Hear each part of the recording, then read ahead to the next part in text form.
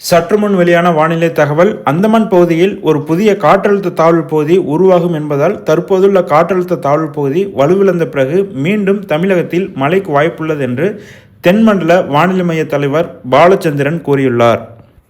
தென்கிழக்கு வங்கக்கடல் பகுதியில் உள்ள ஆழ்ந்த காற்றழுத்த தாழ்வு பகுதி காரணமாக தமிழ்நாட்டில் பல்வேறு பகுதிகளில் கனமழை பெய்து வருகிறது.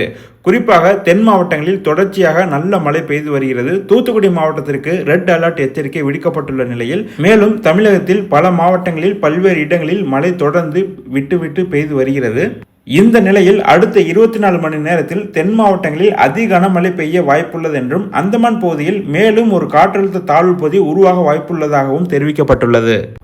குறிப்பாக அடுத்த 24 மணி நேரத்தில் கடலோர மாவட்டங்களில் கனமழை முதல் மிக கனமழை பெய்யும். குறிப்பாக நெல்லை, தென்காசி, தூத்துக்குடி மாவட்டங்களில் ஓரிரு இடங்களில் அதி கனமழைக்கு வாய்ப்புள்ளதாக தெரிவிக்கப்பட்டுள்ளது.